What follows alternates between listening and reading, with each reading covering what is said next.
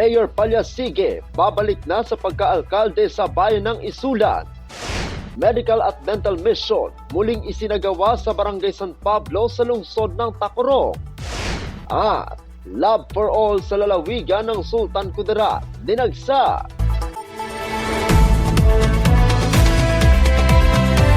Yan ang ulo ng mga balita sa Sultan Kudarat. Headliners.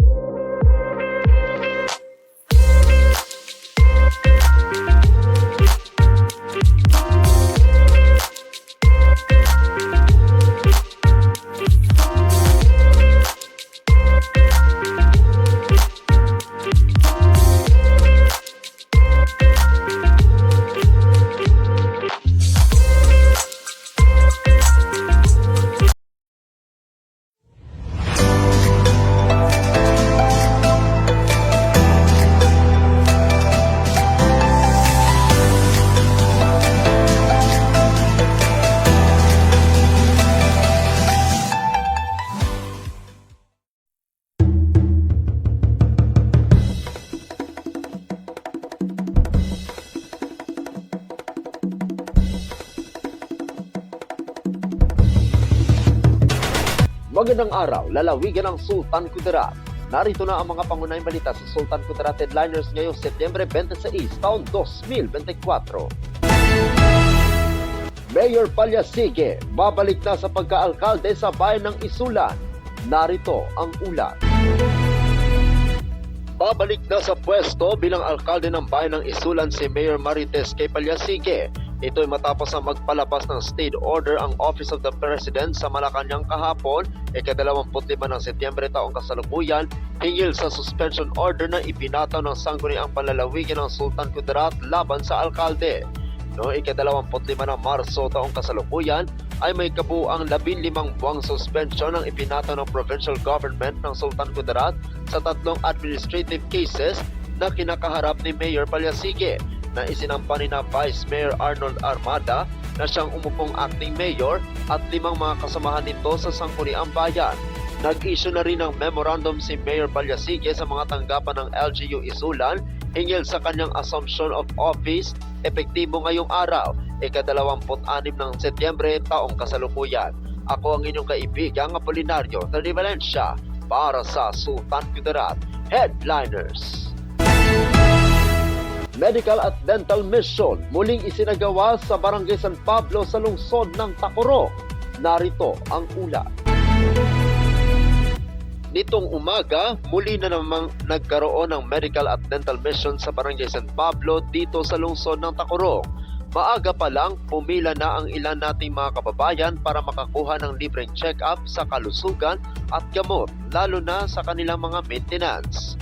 Meron ding dental na ilan nating mga kababayan ay nagpabunot ng kanilang sirang ngipin at kasabay sa kanilang pagbigay ng libreng gamot. Nagpasalamat naman ang mga kababayan natin sa nakuha nilang libreng serbisyo na hatid ng City Health Office na ito ay isang programa ni Tacoroc City Mayor Joseph George Elechoncito, MDDPA, na bawat barangay sa lungsod ay nililibot. Matatandaan noong nakaraang linggo sa pagdiriwang ng ika-64 na foundation anniversary ay nagkaroon din ng medical at dental mission sa barangay na hatid ng Provincial Health Office. Nagpasalamat naman ang mga pinuno ng barangay, lalo na si Punong Barangay Jesse Rivera Sr. sa lokal na pamahalaan, lalo na kay Mayor Lechoncito na mayroong ganitong programa. Ako ang inyong kaibigang Apolinario de Valencia para sa Sultan Kudarat Headliners. Para sa uling balita, Love for All sa lalawigan ng Sultan Kudarat dinagsa. Narito ang ulat. Isa na namang malaki at pambansang aktibidad ang ginawa ngayong araw sa lalawigan ng Sultan Kudarat na muli na namang dumagsa ang mga kababayan natin.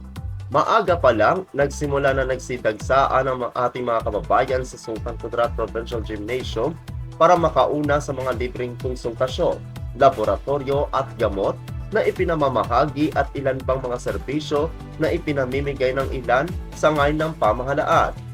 Sa Love for All ngayon, hindi makarating ang unang ginang si Liza Araneta Marcos sa programa dito sa lalawigan, ngunit nagpadala na lamang ito ng video presentation. Dumalo sa aktibidad si Attorney Priscilla Acosta, ang pinuno ng Public Attorney Office. Nagbigay rin ng suporta sa aktibidad sina Sultan Kudarat Governor Dato Pax Ali S. Mangudadato at 1st District Representative ng Lalawigan, Representative Bayrihan Mangudadato sa Kaluran. Kasama si Maguindanao del Sur Governor Mariam Sangki Mangudadato at dating TESDA Director General Soharto Teng Mangudadato at ilan pang pinuno sa mga bayan at lungsod na nasa ilalim ng lalawigan ng Sultan Kudarat. Sa aktibidad, makikita ang mataas na pila sa nais magpakonsultan ng kanilang mga nararamdaman, maging sa laboratorio at sa pagkuha ng mga gamot. Nakiisa rin sa aktibidad ang mga sangay ng pamahalaan tulad ng PAO, TESDA, SSS, NIA at ilang samahan at kumpanya tulad ng Tingog Party List, Cebuana Luwilye at iba pa.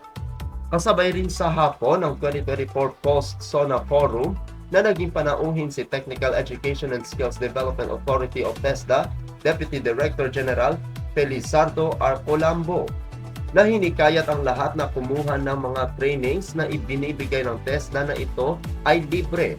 Ang Love for All program ay programa ng unang ginang Liza Marcos ay nangangahulugan ng laboratorio, konsulta at gamot para sa lahat na naglalayong makapagbibigay ng libreng serbisyong pangkalusugan sa ating mga kababayan. Ako ang inyong kaibigang Apolinario Tony Valencia para sa Sultan Kudarat Headliners.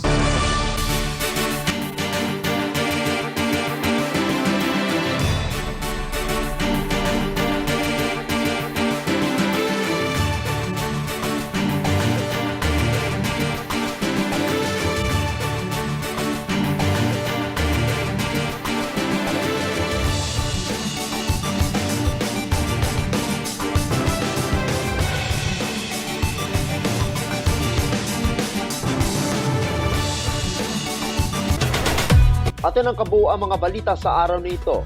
Mga balitang kailangan ninyong malaman, balitang walang kinakampihan, balitang totoo, balitang may dalang aral at inspirasyon. Ito ang Sultan Kudarat Headliners.